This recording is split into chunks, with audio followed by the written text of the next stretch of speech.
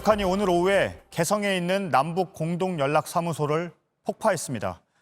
우리 군의 감시 장비로 촬영한 영상입니다. 4.27 판문점 선언의 결실로 꼽히는 연락사무소가 순식간에 무너져 내리는 모습입니다. 김여정 노동당 제1부부장이 형체도 없이 무너질 거라고 예고한 지 사흘 만입니다.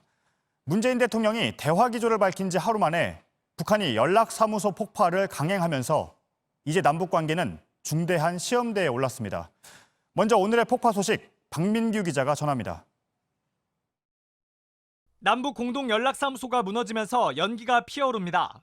그 충격 때문인지 바로 옆 개성공단 종합지원센터로 보이는 건물 외벽도 우수수 떨어져 나갑니다. 먼지가 주변을 뒤덮고 멀리 떨어져 있던 카메라도 순간 흔들립니다. 통일부는 북한이 오늘 오후 2시 49분에 연락사무소 청사를 폭파했다고 밝혔습니다.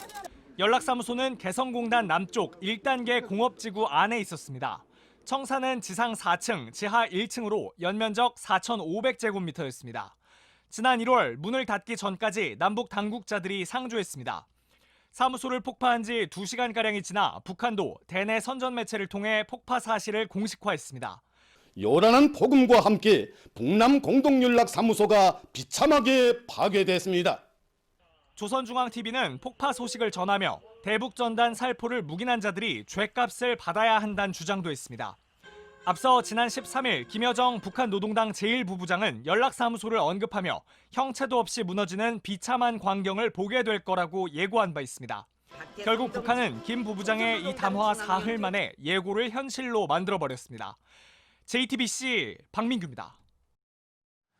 이번에 폭파된 연락사무소는 판문점 선언의 결실로 개성공단 안에 만들어졌습니다. 남북 관계의 핵심 동력이 될 걸로 기대했지만 문을 연 지 1년 9개월 만에 사라졌습니다. 개성공단 재개 전망도 더 어두워졌습니다. 황혜린 기자입니다. 남북 공동연락사무소는 2018년 4월 27일 남북 정상이 판문점 선언에 합의한 뒤 이뤄진 결실입니다. 남과 북의 당국자가 상주하는 남북 공동연락사무소를 개성에 설치하기로 한 것도 매우 중요한 합의입니다. 연락사무소는 남북 간 실시간 연락 업무는 물론 교류 협력 사무를 관장해 왔습니다. 사실상 남북 간 외교 공관 역할을 해왔고 추후에는 평양의 연락사무소로 기능을 확대 발전시킬 계획도 갖고 있었습니다. 다만 지난해 2월 하노이 노딜 이후 기능은 크게 위축됐고 올해 1월 코로나19로 남측 인력이 철수한 뒤에는 하루 2차례 전화 연락만 해왔습니다. 개성공단 재개 전망도 크게 어두워졌습니다. 어제만 해도 여권에서는 6.15 남북 공동선언 20주년 기념행사를 열며 개성공단을 재개할 필요가 있다고 강조했습니다. 그리고 한반도 평화를 위해 개성공단과 금강산 관광에 조속한 재개도 추진되어야 합니다. 벌써부터 사라진 연락사무소 자리에 북한의 인민군 부대가 들어설 가능성까지 제기되고 있습니다.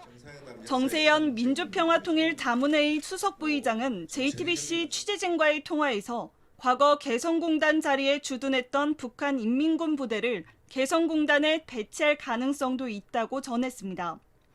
JTBC 황예린입니다. 이번엔 개성공단과 가장 가까운 파주 통일대교로 가보겠습니다. 폭파 현장에서 가까운 만큼 주민들이 당시 폭발음을 들었다고 합니다. 현장에 나가 있는 취재기자를 연결합니다. 류정화 기자, 그러니까 주민들도 폭파 사실을 알 수 있었다는 거죠? 네, 제 뒤로 보이는 통일대교를 건너면 민간인 출입 통제구역으로 들어가게 되고 10분 정도 가면 개성공단이 있습니다. 개성공단에서 불과 4km 정도 떨어진 곳에 대성동 자유의 마을이 있는데요. 이곳 주민들은 폭발음과 함께 검은 연기가 솟구쳐 오르는 것을 봤다고 했습니다. 한 주민은 꽝꽝 2번 폭발음이 들렸고 폭발음이 들릴 때 창틀이 흔들릴 정도로 강한 진동을 느꼈다고도 했는데요. 폭파 시간이 오후 3시쯤이었기 때문에 당시 수업 중이던 학생과 교직원들은 즉시 철수를 했고요. 오후 4시부터는 실외 활동을 하지 못하도록 군이 지침을 내렸다고도 했습니다. 지난 4일부터 시작된 북한의 경고가 현실화되면서 접경 지역 주민들은 불안을 호소하고 있습니다. 예, 뒤로 차가 지나가는 모습이 보이는데요. 지금 최근부터는 남북 공동연락사무소가 운영이 안 되고 있었던 거죠? 네, 이곳이 원래 연락사무소를 오가는 사람들이 왔다 갔다 하는 곳인데요. 지금 도로에는 민통선 안에 거주하거나 농사를 짓는 주민들만 차를 타고 간간히 오가고 있습니다. 예. 남북 공동 연락사무소를 포함한 남북 간 연락 채널은 지난 9일 정오부터 완전히 끊긴 상태입니다. 대북 전단 살포를 이유로 북한이 전날 밤 일방적으로 통보한 건데요. 지난 1월 30일 코로나19 때문에 우리 쪽 인원이 철수한 상태에서 매일 2번 업무 개시와 마감 통화를 했는데 그것마저 중단된 겁니다. 그 이전에 연락사무소에서는 남한과 북한 쪽 직원들이 각각 2층과 4층에 상주를 하면서 상시적으로 대면 접촉이 가능했고요. 또 개소 직후에는 일주일마다 한 번씩 회의를 하기도 했는데 연락이 끊긴 데 이어 오늘 건물마저 폭파됐습니다. 네, 알겠습니다. 통일대교에서 류정화 기자였습니다. 네, 지금부터 정부의 대응을 좀 알아보겠습니다. 청와대를 먼저 연결하겠습니다. 심수미 기자가 나가 있습니다. 심수미 기자, 국가안전보장회의 NSC 상임위 회의가 긴급하게 열렸는데 끝났죠? 결과부터 좀 전해주십시오. 네, 김유근 NSC 사무처장이 약 1시간 전 이곳 춘추관에 와서 회의 결과를 브리핑했습니다. 우선 북측이 공동연락사무소를 파괴한 것은 남북관계 발전과 한반도 평화 정착을 바라는 모든 이들의 기대를 저버린 행위라면서 강력한 유감을 표시했습니다. 또 우리 정부는 이 모든 사태의 책임이 전적으로 북측에 있다면서 향후에도 상황을 계속 악화시키는 조치를 취한다면 강력히 대응하겠다고 경고했습니다. 네. 어제 문재인 대통령의 연설 톤과는 달라진 것 아닙니까? 네, 문 대통령이 어제 대화의 창을 닫지 말 것을 북한에 당부했다는 면에서 그런 평가도 나올 수 있습니다. 하지만 청와대 관계자는 어제 발표 내용과 결이 다르지 않다고 강조를 했는데요. 어제 문 대통령은 4.27 판문점 선언과 9.19 평양 공동선언은 남과 북 모두가 충실히 이행해야 하는 엄숙한 약속이라고 말을 했습니다. 연락사무소 폭파는 엄연한 4.27 합의 파기라서 오늘부터는 단호하게 대응한다는 설명인 겁니다. 다만 이번 사안에 대한 책임을 어떻게 물을 것인지 또 북한이 더 나아갈 경우에 어느 정도나 단호한 대응을 할 것인지에 대해서는 오늘 브리핑을 통해 밝히지 않았습니다. 네. 남북 공동연락사무소는 통일부 관할이잖아요. 통일부도 조금 전에 별도의 입장문을 냈죠. 네, 남북연락사무소장인 서호 통일부 차관이 조금 전 브리핑을 했습니다. 그동안 북측의 거친 언사와 일방적 통신 차단에 이은 연락사무소 파괴는 우리 국민뿐 아니라 전 세계를 경악시켰다면서 북측은 이번 행동에 대해 응분의 책임을 져야 할 것이라고 강경한 어조로 비판을 했는데요. 응분의 책임이 구체적으로 어떤 것이 될지에 대해서는 역시 통일부도 검토를 하겠다면서 말을 아꼈습니다. 윤상현 통합당 의원 등이 손해배상을 청구해야 한다고 주장한 것에 대해서도 모든 상황을 열어놓고 여러 가지를 검토해보겠다고만 답했습니다. 청와대와 통일부 모두 강경한 목소리를 내면서도 구체적인 대응 방안에 대해선 일단 함구를 한 겁니다. 예. 심수미 기자는 청와대에 좀 있으면서 새로운 소식이 들어오면 좀 전해주시기 바라겠습니다. 이번에는 국방부를 연결하겠습니다. 김민관 기자가 나가 있습니다. 김민관 기자, 지금 국방부는 북한의 추가 도발 가능성에 대해서는 어떻게 보고 있습니까? 네, 군 당국에 따르면 아직 추가 도발 가능성, 이 징후는 아직 파악되지 않은 것으로 전해졌습니다. 하지만 언제든 돌발 상황이 발생할 수 있기 때문에 이 북한의 동향을 24시간 면밀히 감시하고 있다고 밝혔습니다. 또한 북한이 군사적 도발 행위를 감행한다면 이에 강력하게 대응하겠다고도 밝혔습니다. 군은 연락사무소 폭발 동향이 관측된 직후 이 최전방부대 지휘관들을 모두 정위치시켰습니다. 군사도 분계선 지역에서 언제든 돌발 상황이 발생할 수 있기 때문에 이 대북 감시 체계를 강화한 겁니다. 네. 군 당국이 사전에 이번 폭파 징후를 관측했다면서요? 네, 그렇습니다. 군은 이 감시 자산을 통해 상황을 미리 보고받은 것으로 전해졌습니다. 폭발 발생 직후에는 정경두 국방장관과 박한기 합참의장이 이 합동참모본부 전투통제실에 위치해 상황 관리를 진행했습니다. 네. 오늘 아침에 북한군 총참모부가 정확히 말하면 비무장지대의 요새화도 예고를 했잖아요. 네, 그렇습니다. 북한군 총참모부는 오늘 아침 이 남북 합의에 따라 비무장화된 지대들에 군대를 다시 진출시키겠다고 밝혔습니다. 9.19 남북 군사 합의에 따라 감시초소를 파괴했던 비무장지대나 이 군사 분계선 주변 등에서 후속 조치가 있을 가능성이 있습니다. 북한이 자신들의 말을 계속해서 행동으로 옮기고 있는 만큼 군 당국은 상황을 엄중히 인식하고 시나리오별로 대응 방안도 준비 중입니다. 네, 알겠습니다. 김민광 기자도 국방부에서 계속 취재를 진행해 주시기 바라겠습니다. 네, 이번엔 그동안의 과정을 좀 한번 정리해 보겠습니다. 북한은 지난 4일부터 연락사무소 폭파를 암시하는 듯한 말을 계속해 왔고 단계적으로 긴장의 수위를 높여왔는데요. 유효한 기자가 정리를 해봤습니다. 북한이 대북전단 관련 처음으로 불쾌감을 표현한 건 지난 4일입니다. 지난달 31일 탈북민 단체의 대북전단 살포를 문제 삼았습니다. 김여정 노동당 제1부부장은 담화에서 남조선 당국이 응분의 조처를 세우지 못한다면 남북 공동연락사무소가 폐쇄될지 남북 군사합의가 파기될지 각오하라고 경고했습니다. 우리 정부는 곧바로 대북전단 살포는 중단돼야 한다며 북한 달래기에 나섰지만 북한의 입장은 변하지 않았습니다. 북한은 다음 날도 공동연락사무소를 결단코 철폐할 것이라며 입장을 굽히지 않았습니다. 북한은 지난 9일부터는 본격적인 행동에 나섰습니다. 대남 사업을 대적 사업으로 전환하겠다며 개성 남북 공동연락사무소 전화와 청와대 한라인 등 남북 간 모든 통신선들을 차단한 겁니다. 이번 조치는 남조선 것들과의 일체 접촉 공간을 완전 격피하고 불필요한 것들을 없애버리기로 결심한 첫 단계의 행동이다. 통일부 당국자가 남북 간 통신선은 소통을 위한 기본 수단이므로 유지돼야 한다고 했지만 끝내 통신선은 다시 복구되지 않았습니다. 우리 정부는 지난 10일 대북전단을 살포한 탈북단체 2곳을 고발하고 설립 허가도 취소했지만 역시 반응은 냉담했습니다. 북남 관계는 이미 수습할 수 없는 지경에 이르렀다.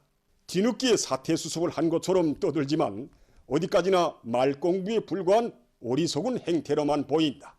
김여정 제1부부장은 다음 날 남북 공동연락사무소가 형체도 없이 무너지는 비참한 광경을 보게 될 것이라며 최후 통첩을 날렸습니다. 결국 예고한 대로 오늘 남북 공동연락사무소는 1년 9개월 만에 폭파 방식으로 사라졌습니다. JTBC 유효한입니다. 북한군은 연락사무소를 폭파하기 9시간 전쯤인 오늘 아침에 그동안 무장을 해제했던 지역에 군대를 다시 보내고 전선을 요새화하겠다고 했습니다. 김여정 제1부부장의 발언을 실행에 옮기겠다는 건데 9.19 남북 군사합의를 사실상 파기하겠다는 걸로 풀이됩니다. 윤세민아 기자입니다. 북한인민군 총참모부가 오늘 아침 공개보도 형식으로 발표한 입장문입니다. 최근 북남 관계가 악화일로로 줄다름치고 있는 사태를 예리하게 주시하고 있다며 북남 합의에 따라 비무장화된 지대들에 군대가 다시 진출해 전선을 요새화하겠다고 돼 있습니다. 남측을 향한 전단 살포 투쟁도 예고했습니다. 총참모부의 이번 방침은 김여정 제1부부장이 지난 13일 담화를 통해 곧 다음 단계의 행동을 취할 것이라고 한 지 사흘 만에 나왔습니다. 총참모부는 우리나라의 합동참모본부에 해당하는 조직으로 북한의 군사작전을 총괄합니다. 북한군이 전선의 요새화를 공식화하면서 2018년 남북 간 9.19 합의는 상당 부분 뒷걸음질 칠 가능성도 있습니다.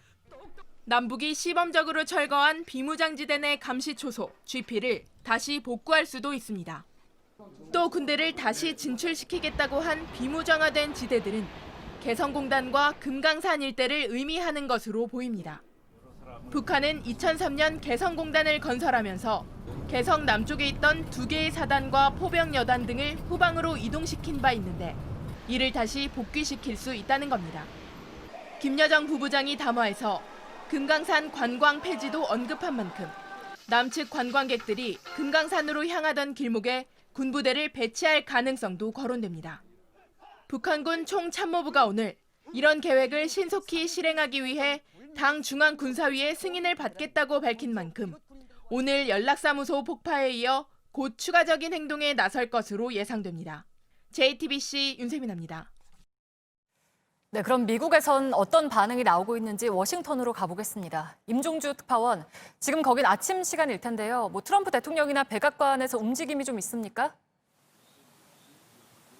네, 저는 지금 백악관 앞에 나와 있습니다. 시간은 아침 7시 반을 향해 가고 있습니다. 트럼프 대통령이 지금까지 주요 사안에 대해선 이른 아침에도 트윗으로 입장을 밝혀왔다는 점에서 어떤 반응이 나올지 주목되고 있습니다만 아직까지 특별한 언급은 없습니다. 백악관에서도 공식 입장이 나오진 않고 있습니다. 네, 그동안 미국 정부는 북한의 성명이나 행보에 대해서 직접적으로 경고를 해왔죠. 네, 국무부가 최근에 북한의 행보와 성명에 실망했고 도발하지 말라는 표현을 써가며 직접적인 우려와 경고의 목소리를 내왔습니다. 그 연장선상에서 이번 개성 연락사무소 폭파를 예의주시하며 어떤 식으로든 입장을 밝힐 것으로 보입니다. 북한 관련 사안에 반응을 삼가던 국방부도 이틀 전에 북한의 대남 군사행동 위협에 대해선 굳건한 연합 방위 태세를 유지하고 있다면서 우회적으로 경고한 바 있습니다. 네, 그러면 미국 언론이나 전문가들은 어떻게 보고 있습니까? 네, CNN과 폭스뉴스 또 CNBC 등 미국 주요 언론들은 개성 지역에서 연기가 치솟는 화면과 함께 북한의 남북 연락사무소 폭파 소식을 매시간 속보로 전하고 있습니다. CNN은 남북 관계가 급속히 악화하고 있는 신호라며 새로운 평화 시대를 약속한 지 3년도 채 안 돼 전환점을 맞을 수도 있다고 전망했습니다. CNBC 등은 북미 협상이 교착 상태에서 벗어나지 못하자 북한이 한국과 긴장 관계를 조성하려고 하고 있고 미국 주도의 제재 때문에 남북 경협이 재개되지 않아 북한이 좌절하고 있다는 전문가 분석을 담았습니다. 엔키판다 미국 과학자연맹 선임연구원은 김여정 북한 노동당 제1부부장의 성명 이후에 북한이 물러서는 모습을 볼 수 있는 방법은 거의 없다는 우려 섞인 평가를 트윗에 올렸습니다. 네, 워싱턴에서 임종주 특파원이 전해드렸습니다. 이번엔 베이징 연결해서 중국 정부 반응도 알아보겠습니다. 박성훈 특파원, 중국 외교부는 입장을 내놨죠? 네, 남북 공동 연락사무소 폭파가 일어난 지 1시간쯤 지난 오늘 오후 4시에 중국 외교부의 정례 브리핑이 있었습니다. 현재 남북 정세에 대한 입장을 묻는 질문이 나오자 자오리젠 외교부 대변인은 북한과 한국은 한민족이라면서 중국은 이웃국가로서 일관되게 한반도의 안전보장과 평화 유지를 희망하고 있다고 말했습니다. 네, 좀 원론적인 반응이라고 볼 수가 있겠죠? 일단 그렇게 볼 수 있습니다. 다만 중국 입장에선 남북 모두의 자제를 촉구한 것으로 해석할 수 있는데요. 앞서 지난 9일 북한이 남북 통신망을 차단했을 때도 중국 정부는 남북이 대화를 통해 협력을 추진하길 바란다고 했습니다. 이 한반도의 평화와 안정이 최우선이라는 입장을 일관되게 피력하고 있는 겁니다.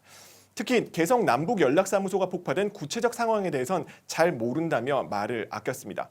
중국 관영 CCTV는 북한 관영 매체인 조선중앙통신을 인용해 북한 인민군 총참모부가 대남 군사 경계를 강화하고 있다면서 북한군의 대비 태세를 보도하기도 했습니다.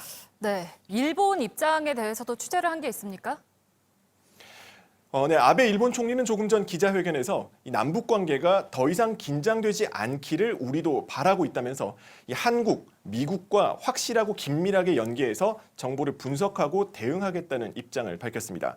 스가 요시히데 일본 관방장관 역시 이 정세를 주시하며 경계 감시에 전력을 기울이고 있다고 했습니다. 하지만 역시 구체적인 언급은 자제하고 있습니다. 네, 잘 들었습니다. 베이징에서 박성훈 특파원이 전해드렸습니다.